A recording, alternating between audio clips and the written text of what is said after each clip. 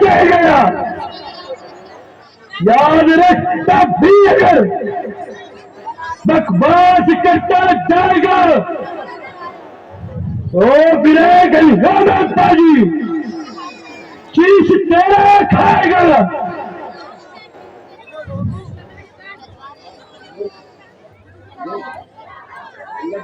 मूर्ख, तुझे दांत बताते लाज नहीं आती? हमारे प्राक्तन को देखकर तेरी छाती नहीं फट जाती? स्पीच और गामी उज्जैनी।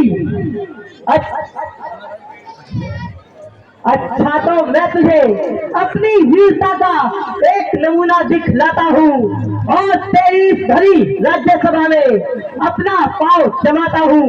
यदि तेरी राज्यसभा में कोई भी वीर हो, कोई भी योद्धा हो तो आए और अंगद का पांव ढाले। दिशा तो भूल कर सूरज अंधेरे में भटक जाए, रसातल न बचल दे चंद्रमा नीचे फरक जाए।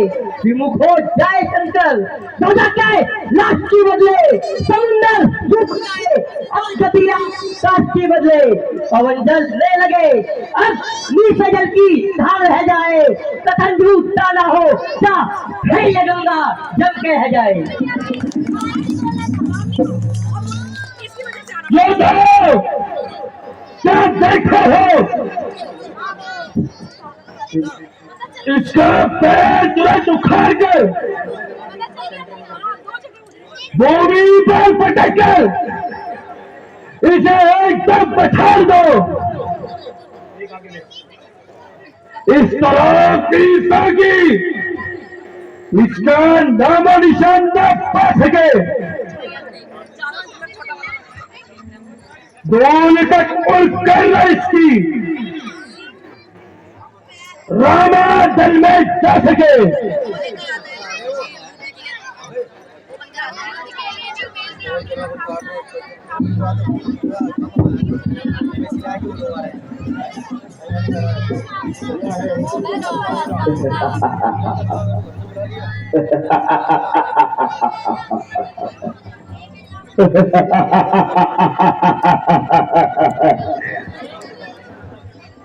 जो आया हुक्म जो सरकार का फौरन बजा लाऊं, उठा दूं पैर पृथ्वी से तभी बलवान कहलाऊं।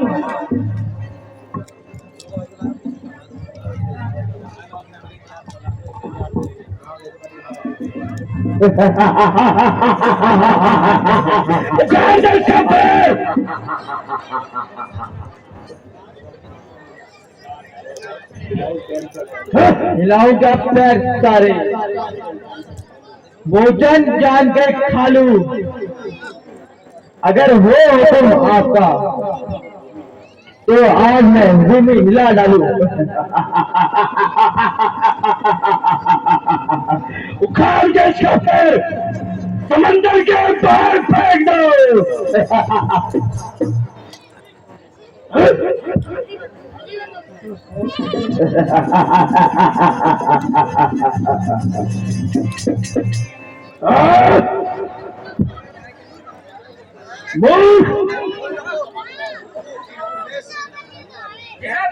चीज क्या और रात का खंबा हिला दूं,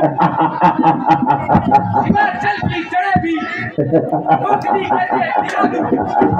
बहुत अच्छे, उखाड़ लो इसका पैर।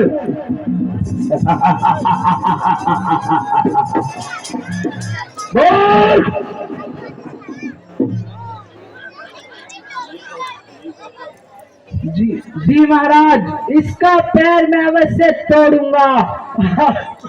आज इसको मैं सुग्रीव के पास न जाने दूंगा। बहुत खूब मेरे वीर।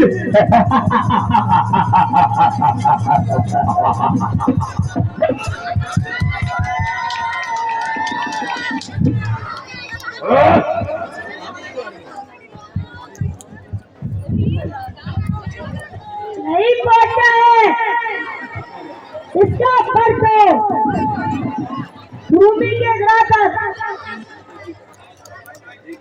हिमाचल यहाँ चला हुआ है कोई, देखता हूँ पैर है इसका, यहाँ धोखा है कोई।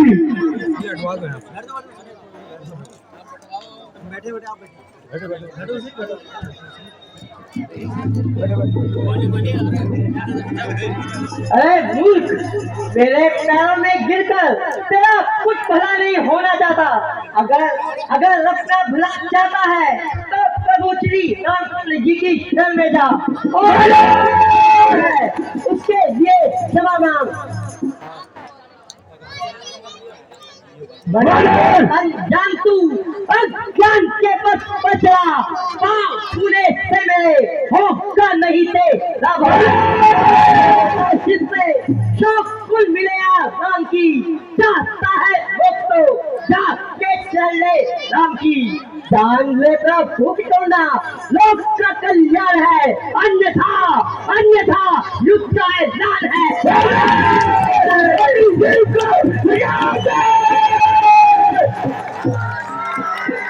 मोदी जी हमारे अतिथि का स्वागत करते हैं।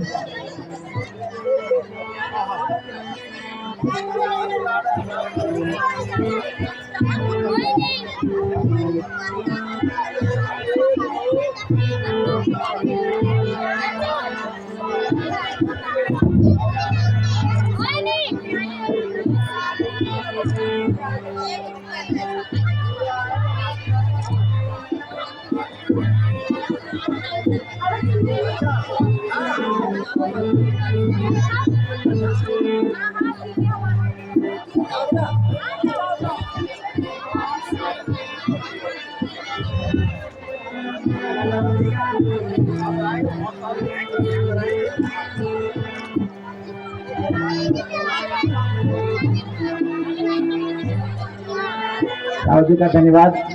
अब दो शब्द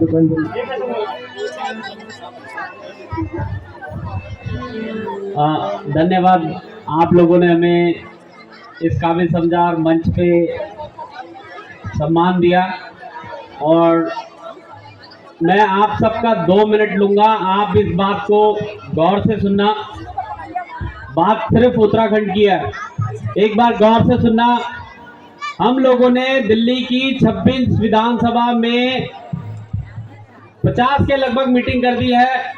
देहरादून में एक बहुत बड़ी मीटिंग होगी जिसमें IAS officer, lieutenant general, colonel, brigadier, इस टाइप के लोग जुड़े।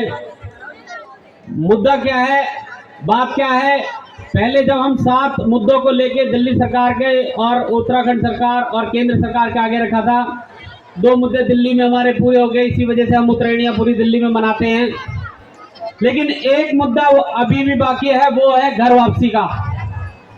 और अगर भगवान राम अयोध्या 14 वर्ष का वनवास काट के आए, तो क्या हम में एक शक्ति है कि हम यहाँ दिल्ली में रह के जो वनवास काट रहे हैं, हम अपना घर वापस जा सके, हम अपना पहाड़ वापस जा सके। और इसी का हमने संविधान की स्टडी करी तो उसमें पता चला कि भारत की 5वीं अनुसूची यानी कि 5th शेड्यूल क्या होता है? अगर पूरे पहाड़ पे लग जाए तो जल जमीन जंगल के संसाधनों पर अगर किसी का पहला अधिकार है तो वो पहाड़ी है, वो उत्तराखंडी है। और अगर 5th शेड्यूल पहाड़ पे लग जाए तो उसके जितने भी एरिया होते हैं ट्राइबल एरिया हो जाता है। और हम पहले भी ट्राइबल थे 1972 तक, उसके बाद कानून हटा दिया था, उसी कानून को दोबारा लगाने की बात कर रहे हैं। और अगर पहाड़ पर ट्राइबल लग जाता है तो गवर्नमेंट जॉब में आप ये सोचिए, जैसे चक्राता के लोग, जौनसार के लोग और भोटिया लोगों को गवर्नमेंट जॉब में सारी वैकेंसीज उन्हीं को मिलती है, A1 क्लास में जाते हैं, तो क्या कुमाऊं और गढ़वाल क्यों पिछड़ा रह गया? तो अगर ये 5th शेड्यूल अगर पहाड़ में लग जाता है तो सबसे पहले रिजर्वेशन आ जाता है। हमें government, central government, state government और अदर गवर्नमेंट में हमें जॉब्स में ओपनिंग मिल जाएगी, यानी कि हम घर वापसी कर पाएंगे। क्यों? क्योंकि 5th शेड्यूल लगी जाएगा। और 5th शेड्यूल का ही आंदोलन उत्तराखंड एकता मंच उत्तराखंड की धरती में कर रहा है। दिल्ली में हम इसलिए मीटिंग कर रहे हैं क्योंकि प्रचार और प्रसार का काम हम दिल्ली में करेंगे, लेकिन आंदोलन हमारा उत्तराखंड में चलेगा। अभी हम बागेश्वर में 15 जनवरी को बागेश्वर में 2024 को एक सामाजिक मंच लगाने जा रहे हैं सारे राजनीतिक मंच के बीच में, क्योंकि अब हमारी उम्मीद पॉलिटिकल पार्टियों से खत्म हो चुकी है। अब समाज को खड़ा होना पड़ेगा। और ये आंदोलन आप ये सोच के चल लीजिए कि जैसे आप लोगों ने लाख लोग रामलीला मैदान में पहुंचाए थे, आप ही लोग में दोबारा ये क्षमता है कि देहरादून का परेड मैदान इस बार 2024 में हम 2 से 2.5 लाख लोगों के बीच में भरने वाले हैं और सरकारों से अपनी मांग मनवाने वाले हैं। तो एक ही चीज आप घर जाके अपने YouTube पे अपने मोबाइल पे सर्च करिए, 5वीं अनुसूची क्या होती है, 5th शेड्यूल क्या होता है, हम घर वापसी कैसे कर सकते हैं। आप इसको ऐसे समझिए कि अगर दिल्ली में आपका आधार कार्ड है, वोटर कार्ड है, वो इतना यूज नहीं है। अगर यही वोटर कार्ड पहाड़ में शिफ्ट हो, ये क्यों हो? क्योंकि जब शेड्यूल ट्राइब का सर्टिफिकेट बनेगा तो हमारा बच्चा एक रिजर्वेशन में आएगा, और रिजर्वेशन में आएगा तो उसको पहाड़ में जॉब मिलेगी, सेंट्रल गवर्नमेंट में जॉब मिलेगी, लेकिन उसकी एक शर्त है कि आपको ट्राइबल का सर्टिफिकेट उत्तराखंड में बनाना पड़ेगा। और उसमें भी एक शर्त उसके है कि आधार कार्ड और वोटर कार्ड उत्तराखंड में शिफ्ट करना पड़ेगा। तो बताओ, रिवर्स माइग्रेशन और पहाड़ की तरफ जाएंगे कि नहीं जाएंगे? तो क्या एक बहुत बड़े महाकुंभ के लिए हम तैयार हो जाएं?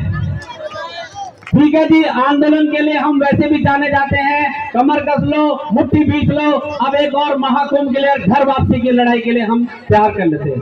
जय भारत, जय उत्तराखंड।